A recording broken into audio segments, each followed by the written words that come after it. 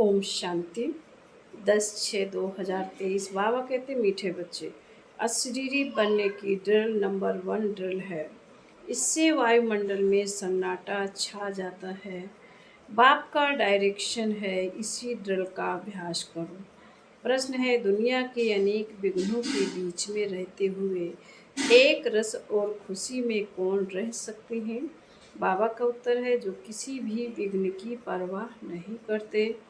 तुम्हारे दुश्मन तो अनेक हैं, विघ्न डालेंगे, कलंक लगाएंगे, गाली देंगे, लेकिन याद रहे कि कलंक लगने से ही तुम कलगीधर बनते हो।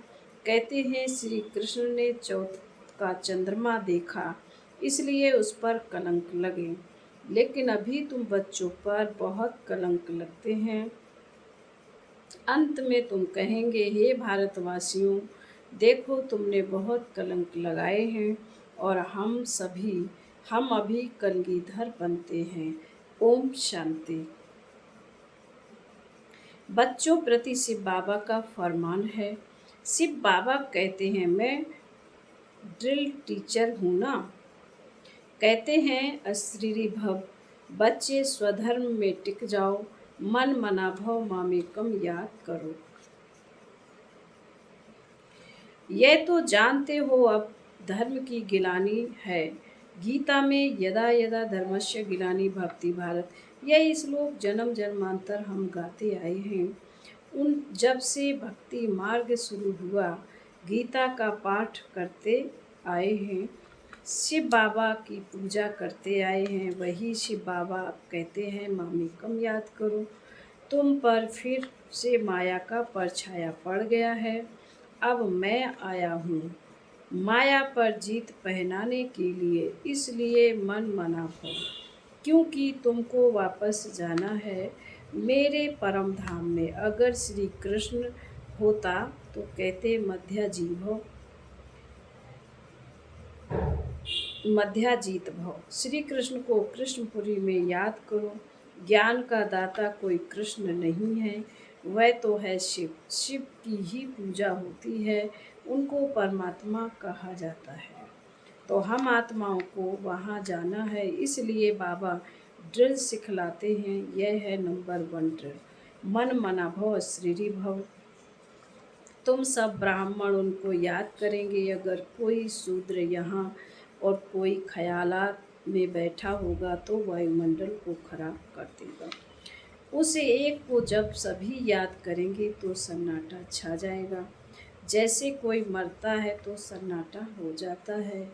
आत्मा के अशरीरी होने का प्रभाव पड़ता है। तो अब बाबा कहते हैं, तुम सब आत्माओं को वापस ले जाऊंगा। काल तो एक आत्मा को ले जाता है, मैं तो कालों का काल हूँ। मैं सबको लेने आया हूँ और मैं आता हूँ साधारण ब्रह्म तन में। मैं मनुष्य सृष्टि का बीज रूप चैतन्य हूँ। मैंने ही गीता सुनाई थी। देखो तुम्हारे पर अब कलश रखा है ना। श्री कृष्ण की गोपियों को भी कलश दिखाते हैं। कहते हैं, श्री कृष्ण ने मटकी तोड़ी, अब वह मटकी काहे की? तुम्हारे सिर पर जो विकारों की मटकी है उनको तोड़ते हैं और ज्ञान अमृत का कलश देते हैं। बाकी सतयुग में थोड़े ही कोई ऐसी बातें हो सकती हैं। गोपियाँ तुम हो। गोपी बल्लभ की गोपियों पर जो जहर का कलश था वह फोड़ ज्ञान अमृत का कलश रखते हैं। तो इसमें बुद्धि बहुत अच्छी चाहिए, तब धारणा हो सकेगी।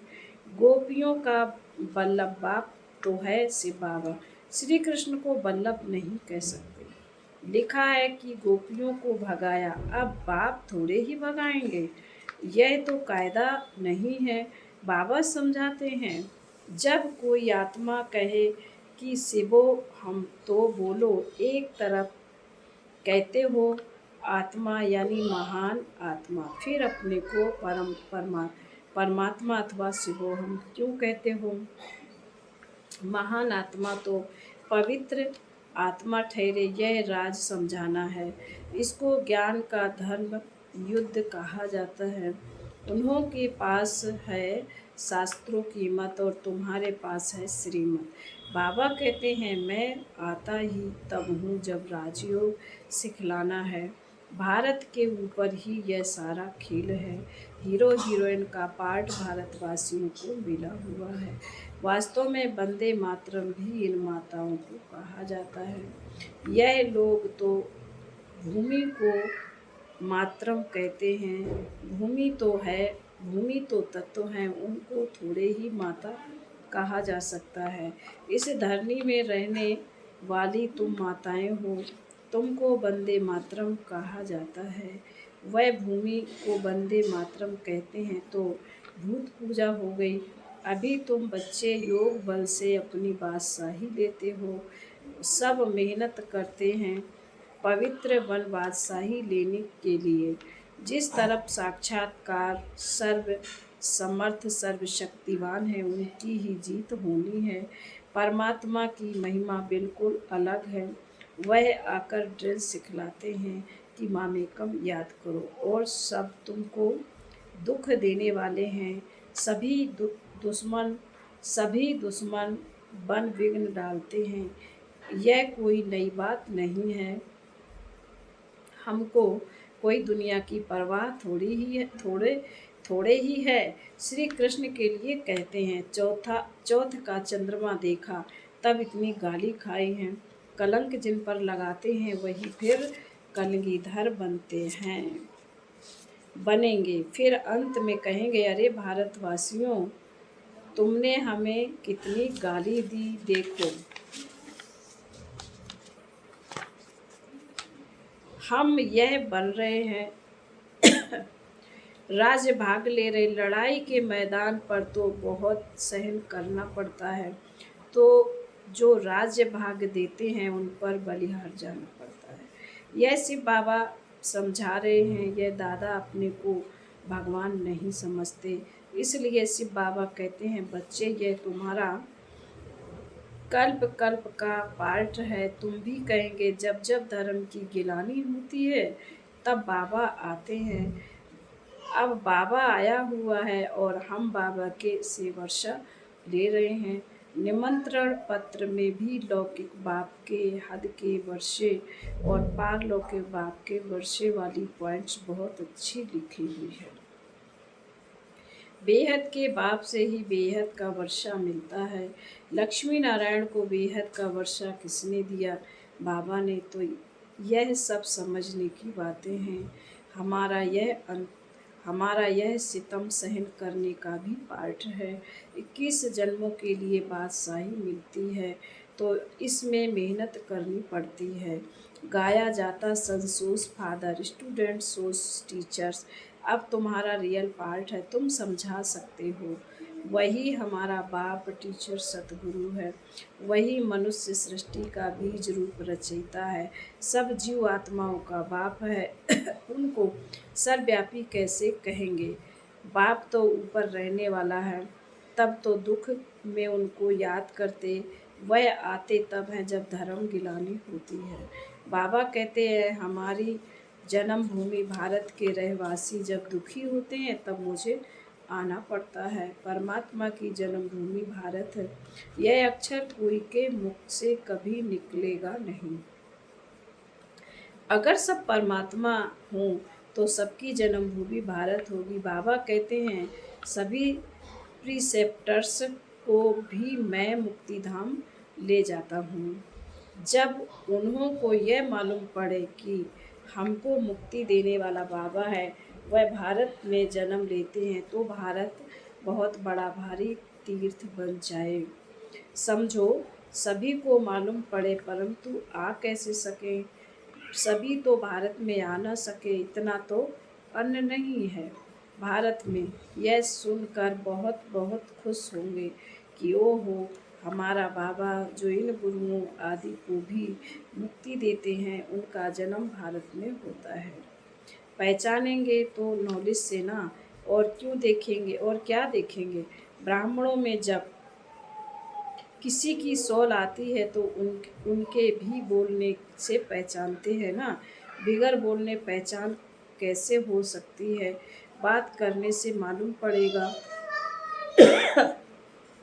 बरोबर फलानी आत्मा है। शिव बाबा भी जब नॉलेज दे तब समझे कि शिव बाबा बोलते हैं, यह ज्ञान तो दे न सके, यह सिवाय बाप के कोई समझ ना सके। कभी कभी कोई कहते हैं हम शिव बाबा से नमस्ते करें, परंतु उनको पहचानेंगे कैसे, समझ भी नहीं सकेंगे। बुद्धि से पहचाना समझाना बुद्धि से समझना चाहिए कि यह नॉलेज बाबा के सिवाय कोई दे नहीं सकता। देखो कहाँ कहाँ बच्चियाँ बिगड़ देखे तड़प रही हैं शिव बाबा से मिलने। जरूर उनकी ताकत है जो खींचती है, कशिश होती है तो उन्हों को सफ़ेद पोष का साक्षात्कार कराते हैं। इसलिए बाबा कभी हमारी ड्रेस बदलने नहीं देते हैं। तो उनकी नॉलेज से मालूम पड़ता है बहुतों को भिन्न भिन्न प्रकार के साक्षात्कार भी होते हैं, परंतु उनसे क्या फ़ायदा। तुम्हारा काम नॉलेज से है, यह नॉलेज कोई दे ना सके तो यह सारा गुप्त पाठ हुआ। कहते हैं मैं आत्मा का रूप धारण कर इसमें प्रवेश हो जाता हूँ, तो यह नॉलेज इतनी बाबा ही देते हैं, हम थोड़े ही जानते थे। बाबा देखो कितनी कमाल करते हैं, कहते हैं मुझे अपना वारिस बनाओ, मैं तुम्हारी इतनी सेवा करूँगा जो तुम्हारा बच्चा भी कभी नहीं कर सकेगा। मैं तुमको 21 जन्म के लिए राजभाग दूंगा, फिर भी अगर वारिस ना बनावे तो तकदीर कहा जाता है। तुम बच्चियां जानती हो हम शिव बाबा से वर्षा लेने के लिए यहाँ आए हैं। शिव बाबा को और वैकुंठ को तुम शिव बाबा को और वैकुंठ को तुम सिवाय दिव्य दृष्टि के देख ना सको। ज्ञान तो बिल्कुल क्लियर मिल रहा है हमको, बाबा राजयोग सिखलाते हैं। ऊंचते ऊंच वर्षा है वैकुंठ की बादशाही, सो भी पढ़ाई से मिलती है। कोई भी राजयोग सिखला न सके। हम नर से नारायण बनते हैं, यह राजयोग सिखलाते ही अंत में है। यह राजयोग सिखलाते ही अंत में है, तब तो फिर सतयुग में राजा रानी बनेंगे। यह मूसलों की लड़ाई है, प्रसिद्ध है। गीता से देवी देवता धर्म की स्थापना हुई है। उस समय तो और कोई धर्म था नहीं, वे सब कहाँ गए, विनाश हुआ। बिल्कुल सहज बात है।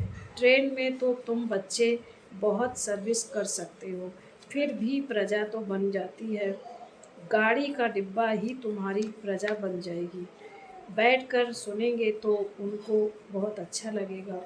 लिटरेचर हाथ में होना चाहिए, साथ में लाडला श्री कृष्ण भी होना चाहिए। फिर बाबा बोले अच्छा, मीठे मीठे सिकील दे बच्चों प्रति माता पिता बाप दादा का याद प्यार और गुड मॉर्निंग। रूहानी बाप की रूहानी बच्चों को नमस्ते। हम रूहानी बच्चों की रूहानी माता पिता बाप दादा को याद प्यार गुड मॉर्निंग और नमस्ते। ओम शांति। धारणा के लिए मुख्य बाबा ने कहा है कि नंबर 1, 21 जन्म की तकदीर। इन 21 जन्मों की तकदीर बनाने के लिए शिव बाबा को अपना वारिस बनाना है। हर कर्म से बाप टीचर सतगुरु तीनों का शो करना है। नंबर 2, ज्ञान क्लियर मिल रहा है, इसलिए साक्षात्कार की आस नहीं रखनी है। साक्षात सर्व समर्थ बाप हमारे साथ है, इसलिए विघ्नों से घबराना नहीं। वरदान है मेरा बाबा के स्मृति स्वरूप द्वारा समर्थियों का अधिकार प्राप्त करने वाले समर्थ आत्मा भव। कल्प पहले की स्मृति आते ही बच्चे कहते तुम मेरे हो और बाप कहते तुम मेरे हो। इस मेरेपन की स्मृति से नया जीवन नया जहान मिल गया और सदा के लिए मेरा बाबा इस स्मृति स्वरूप में टिक गए। इसी स्मृति के रिटर्न में समर्थी स्वरूप बन गए। जो जितना स्मृति में रहते हैं उतना उन्हें समर्थियों का अधिकार प्राप्त होता है। जहाँ स्मृति है वहाँ समर्थी है, थोड़ी भी विस्मृति है तो व्यर्थ है। इसलिए सदा स्मृति स्वरूप सो समर्थ स्वरूप बनो। स्लोगन है हार्ड वर्कर के साथ साथ स्थिति में भी सदा हार्ड यानी मजबूत बनो। मातेश्वरी जी के मधुर महावाक्य, सृष्टि की आदि कैसे होगी, बहुत मनुष्य ये प्रश्न पूछते हैं कि परमात्मा ने सृष्टि कैसे रची, आदि में कौन सा मनुष्य रचा। अब उनका नाम रूप समझाना चाहते हैं। अब उस पर उन्हों को समझाया जाता है कि परमात्मा ने सृष्टि के आदि ब्रह्मा तन से की है। पहला आदमी ब्रह्मा रचा है। तो जिस परमात्मा ने सृष्टि की आदि की है, तो अवश्य इसी परमात्मा ने भी इस सृष्टि में अपना पार्ट अवश्य बजाया है। अब परमात्मा ने कैसे पार्ट बजाया है?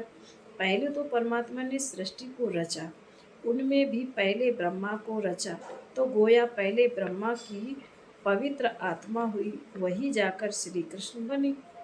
उसी तन द्वारा फिर देवी देवताओं की सृष्टि की स्थापना की, तो देवी सृष्टि की रचना ब्रह्मा द्वारा कराई, तो देवी देवताओं का आदि पिता ठहरा ब्रह्मा। ब्रह्मा से श्री कृष्ण बनता है, वही श्री कृष्ण का फिर अंत का जन्म ब्रह्मा तन है।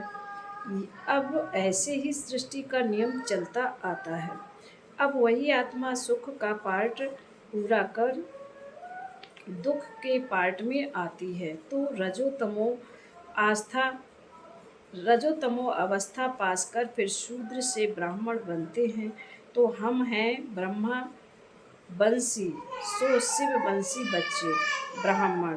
अब ब्रह्मा वंशी उसे कहते हैं जो ब्रह्मा के द्वारा अविनाशी ज्ञान लेकर पवित्र बनते हैं।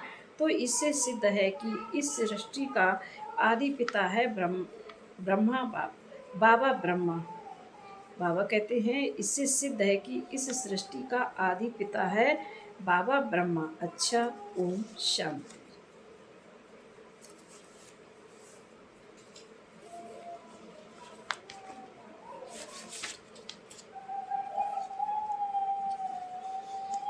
फिर आज के अव्यक्त इशारे हैं। बाबा ने कहा अपने रिकॉर्ड को ठीक रखने के लिए सर्व को रिकॉर्ड दो। अपना रिकॉर्ड को ठीक रखने के लिए सर्व को रिगार्ड दो। जितना जो सर्व को रिगार्ड देता है, उतना ही अपना रिकॉर्ड ठीक कर सकता है। दूसरे का रिकॉर्ड रखना अपना रिकॉर्ड बनाना, जैसे यज्ञ के मददगार बनना ही मदद लेना है। जैसे यज्ञ के मददगार बनना ही मदद लेना है, वैसे रिगार्ड देना ही रिगार्ड लेना है। ओम शांति।